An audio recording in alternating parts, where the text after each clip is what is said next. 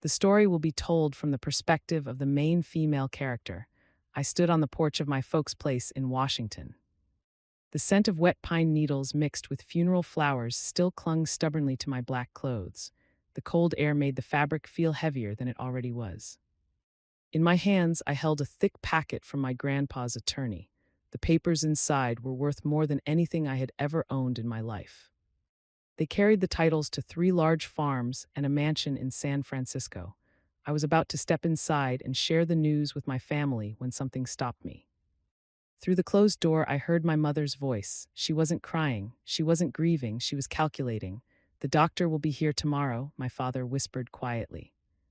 His tone was low, careful, like someone discussing a business transaction. With her military background, one post-traumatic stress report is all we need to get legal control of her. Once that happens, all those properties become ours. For a moment, the world felt strangely still. Have you ever felt like you were a ghost in your own family? Drop your story in the comments. I'd love to know where you're listening from and what time it is there. Instead of anger, something colder spread through me. My pulse slowed instead of racing. The rage that should have burned inside me never came. What replaced it was logic. 6 years working as a tactical analyst had taught me something important. The person shouting the loudest is usually the one losing control of the fight, so I didn't burst through the door, I didn't confront them, I didn't scream. Instead, I reached quietly into my pocket and turned on my phone's voice recorder. My thumb pressed the button with slow certainty, then I drew in a deep, controlled breath. If they expected a broken soldier, then that was exactly what they were going to get. They needed to believe their plan was working perfectly. I opened the door slowly and allowed my shoulders to sag as if the weight of the world was pressing down on me. "I'm home," I said softly, letting my voice sound thin and exhausted. My mother hurried toward me with her arms wide open. The embrace didn't feel like comfort, it felt like a trap closing. "Oh, sweetheart, you look so pale," she said quickly. "You must be completely worn out." Her voice carried a sweetness that now felt sharp and artificial. What once sounded like care now resembled the patient smile of a predator waiting for its prey to stop moving. She guided me toward the couch like I was fragile glass. I sat where she wanted.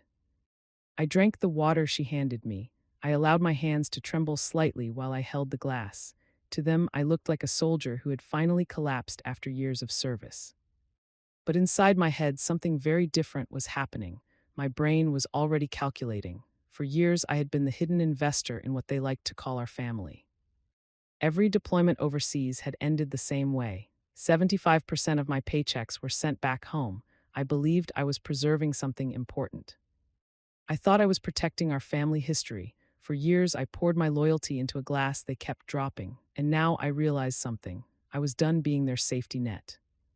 This place was never really home. It was a prison without bars. They believed my quiet behavior meant I was weak. Maybe they thought the war had damaged my mind. Maybe they thought grief had made me incapable of thinking clearly. They whispered about the documents in my bag while I sat barely 2 feet away. People often wonder why victims stay silent when they first discover betrayal, why they don't explode the moment the truth becomes clear. What they don't understand is the invisible leash. When you grow up hearing that you are the difficult one, the problem, the child who causes trouble, eventually you learn patience. You learn how to wait. My silence wasn't surrender. It was surveillance. I was studying the room, watching everyone's movements, noticing exits, measuring weaknesses. In special operations, we call this shaping the battlefield. You allow the other side to believe they're winning, right up until the second you pull the ground out from under them. The house stayed quiet for several days, but their voices continued echoing in my mind.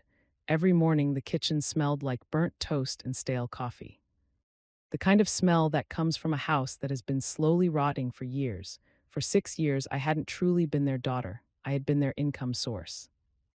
I can still remember the heat of the desert pressing against my skin, the weight of my gear digging into my shoulders, the distant rhythm of mortar fire echoing across empty land. Each time my military pay landed in my account, I followed the same painful routine. 75% went straight back to this house. I convinced myself it meant something. I thought I was preserving the 3 farms my grandfather had built with his own hands. My father used to call me through secure communication lines. His voice would sound anxious and rushed. Interest rates were rising, creditors were demanding payments. The family business was close to collapse. One missed payment could destroy everything. I treated those conversations like official missions. I believed love functioned like a contract, and I was proud to be the one who kept the agreement. I remember sitting in the back of a transport truck, sweat soaking through my uniform while sand scraped against my teeth. Sometimes I would check my banking app just to confirm the money transfer had gone through. Those confirmations gave me purpose. I believed I was the foundation holding the family together.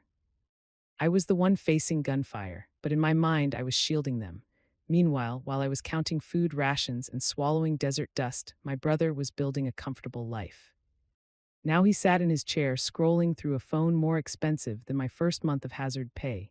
Light flashed off the polished surface of his designer watch. That single piece of jewelry equaled 3 months of my life in a combat zone. Earlier, he had been bragging about his new truck, a $65,000 machine. A truck I had practically paid for myself. My sister wasn't any different. She was already browsing airline tickets to San Francisco, whispering to my mother about luxury stores she planned to visit once the mansion belonged to them. None of them mentioned sacrifice. They only talked about numbers. My kindness had become their luxury, and they had been overdrawing it for years. When they looked at my deployments, they didn't see service. They saw steady cash flow. My family wasn't supporting me. They were a subscription service, and I was the only one paying. The peeling paint on the porch suddenly looked different to me. It wasn't the sign of financial struggle. It was evidence of moral decay. They had plenty of money, my money. But vacations, designer clothes, and expensive toys mattered more than protecting the legacy they pretended to care about. That morning, I finally understood something. I hadn't been guarding a home. I had been financing a robbery. At exactly 10 o'clock, the doorbell rang. The sharp sound felt clinical and cold, like the beginning of their final move. My father opened the door with the carefully rehearsed sadness of a man hosting a funeral. He greeted a man named Dr. Bennett with a firm professional handshake. Bennett didn't resemble the kind of doctor who heals people. He looked more like someone who sat on the board of a pharmaceutical company. His coat was expensive, his shoes gleamed. And his eyes held the kind of warmth that usually comes with a price tag. He smiled at me with the same narrow expression adults use when speaking to injured animals or frightened children.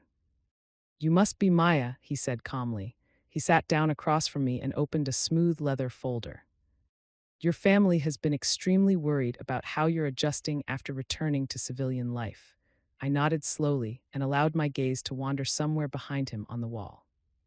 My hands trembled slightly, just enough to be believable, not enough to look staged. I'm tired," I whispered. My mother lowered herself beside me and placed her hand heavily on my shoulder. "Doctor, she startles so easily," she said with forced concern. "Sometimes she sits in the dark for hours. We're afraid she might hurt herself or make a terrible decision regarding the property Grandpa left." Dr. Bennett scribbled notes across his paper. "Confusion, disorientation. Difficulty managing complex decisions," he murmured. "These are common indicators of severe combat-related trauma. It may be wise to consider temporary protective arrangements. Some supervision perhaps, someone to handle important matters while you recover." I slowly lifted my head. My eyes looked unfocused and glassy. "Like guardianship?" I asked. The temperature in the room seemed to drop instantly. My mother released a soft, nervous laugh that never reached her eyes. "Oh, honey, don't say such dramatic things," she replied lightly. "We're just talking about a little support." But their support began immediately. "Maya, sweetheart," my mother said as she reached toward my bag, "let me hold onto your phone. Notifications might stress you right now, and your father will keep the car keys," she continued gently. "Driving wouldn't be safe in your condition." I watched her fingers close around my phone. I watched my father slide my keys into his pocket. One by one, they were disconnecting me from the outside world, and they were smiling while doing it. This is how cruelty hides itself. It doesn't always look violent. Sometimes it looks like kindness. Sometimes it wears the mask of concern. Bit by bit, they push against your boundaries until your own freedom feels like a mistake. They had turned my service, my sacrifice, my identity into a weapon against me. For years, they convinced themselves it was justified, but the truth was simple. They were greedy. They weren't protecting me, they were cashing me out. A daughter had become a list of assets. I leaned back slowly and stopped pretending. My posture straightened instantly, not normal straight.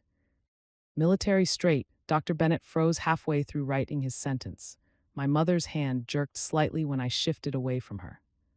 The room suddenly felt solid, like the air had turned into a wall. My father frowned and instinctively touched the car keys in his pocket. Maya, honey, you're getting agitated again, he began in a low, irritating tone. I didn't let him finish. You were invited here under false pretenses, I said calmly. My voice sliced through the room like ice. There is no medical emergency. There is no consent. And there is absolutely no authority.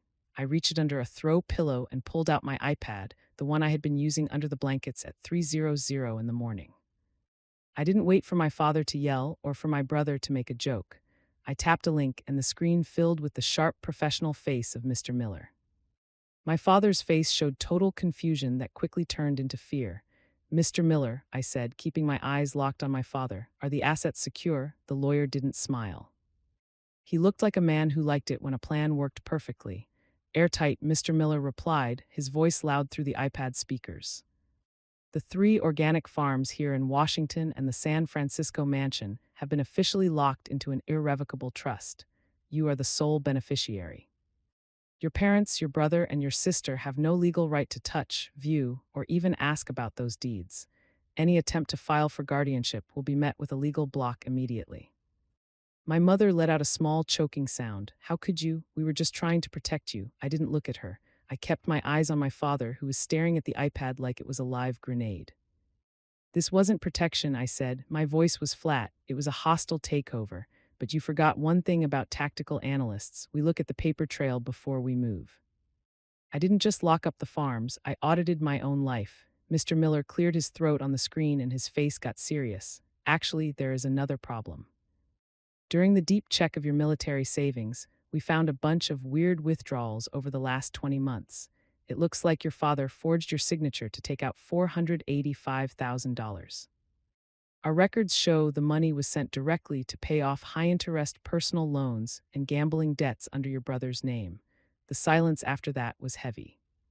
My father's skin turned a sick gray color. My brother's foot stopped bouncing. The smug look on his face didn't just go away, it shattered. I rubbed my eyes, but I wasn't looking for an apology. I was looking for clarity. This wasn't a family meeting. It was a criminal discovery. My father hadn't just used up my kindness. He had stolen the literal price of my survival. $485,000 of hazard pay spent on my brother's bad bets. That is a felony, I said, my voice as cold as a dial tone. Forging the signature of a service member to steal federal money is a very serious crime. You weren't worried about my mental state. You were worried I would check the balance and see that you had emptied the vault. I leaned back. The couch didn't feel like a cage anymore. It felt like the command chair of a fort. I wasn't the daughter they had to manage. I was the person they owed money to, and they could never pay me back. This wasn't about revenge. This was accounting. And the interest was about to be too much for them to handle. The doorbell rang for the 3rd time that morning. It wasn't a doctor or another person trying to help them. It was the sound of the trap closing. My father tried to stand up, still clutching my car keys, but his legs didn't seem to work right. 2 police officers and a woman in a gray suit from Adult Protective Services walked into the living room. The house used to smell like lemon cleaner, but now it just smelled like the end of a long coordinated lie. The woman from the agency didn't raise her voice. She didn't have to. She looked at the locked guest room door, my missing phone on the charger, and the way my mother was hovering over me like a guard. Miss, she said, looking right at me. We got your recordings and the paperwork from Mr. Miller. Are you being held here against your will? I stood up, moving smoothly and on purpose. I held out my hand. My father looked at the officers, then at the floor, and slowly put my car keys into my palm.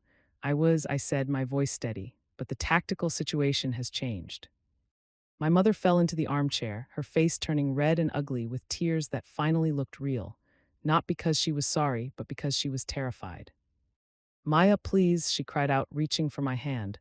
We are your parents. You can't do this to your own family. We were only thinking about the future. I looked at her, then at the fancy table and the crystal glasses. This was all just an act of power from people with an empty wallet. For years, they acted like the successful elite family, but that status was a fake. They had rented that life using my hazard pay and my grandpa's silence. Without my money to fill the gap between their dreams and their reality, they weren't powerful. They were just a group of people who had used up their moral credit until they were broke in every way that mattered. You aren't protecting a family, I said, looking at my father. You are running a failing business, and I've decided to pull my investment. I put a single piece of paper on the table. It wasn't a doctor's form. It was a formal notice that I was taking the house. Mr. Miller didn't just find your fake signature. I told him he found the second mortgage you secretly took out 20 months ago. Since you haven't paid the bank in 120 days, they were going to take the house. I didn't just save the farms. I used a company to buy the mortgage note from the bank directly. I'm not just your daughter anymore, I'm your lender. My father's mouth opened and closed, but no sound came out. He was staring at the legal heading on the paper. I own this house now, I said, my voice as cold as a winter mission. You have exactly 10 days to sign this agreement to move out. If you do, I won't go after the $485,000 you stole, and I won't call the police about the fraud. If you are still here on the 11th day, the sheriff will kick you out, and I will give the evidence of your crime to the district attorney. My brother started to say something about his legal rights. But one look from the police officers shut him up. They had seen the bank's statements. They had heard the tapes of them planning to lock me away. There was no way to get back to the good daughter they thought they could control. I walked toward the door, my boots making a loud noise on the hardwood floor I had paid to fix 3 years ago. I didn't look back at the begging or the excuses. I didn't need their permission to leave because I had already taken the door with me. I moved into the mansion in San Francisco quietly. There was no big announcement and no social media posts to show it off. It was just the simple heavy sound of a key turning in a lock that finally belonged only to me. That first night, I slept on a mattress on the floor with the windows wide open, listening to the city noises below.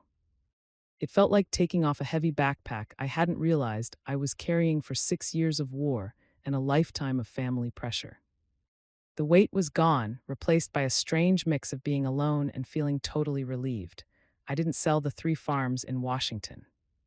Instead, I turned them into something my grandpa would have actually liked.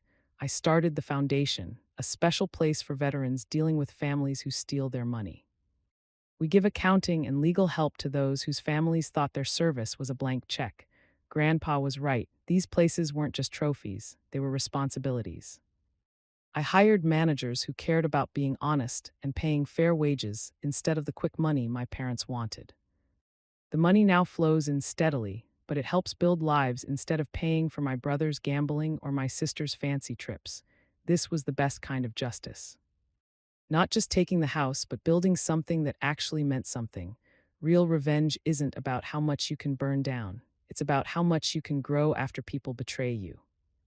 While my father and mother were busy trying to act like a family for people who finally saw the truth, I was busy building a safe place for people no one sees. I realized then that I wasn't a daughter to be managed anymore. I was a woman who decided what she was worth. I gave them back their lessons about fake love wrapped in a house notice, and I moved into a future they couldn't touch. A few months later, I went back to that hill in Washington. I stood under the old oak tree, watching the sun go down. The silence didn't feel heavy anymore. It felt full. I took a deep breath of mountain air and realized something. For the first time in my life, I wasn't waiting for someone to sign a paper or give me permission to exist. "Grandpa, I did okay," I whispered. "I didn't just protect the money. I protected the person you saw when no one else was looking."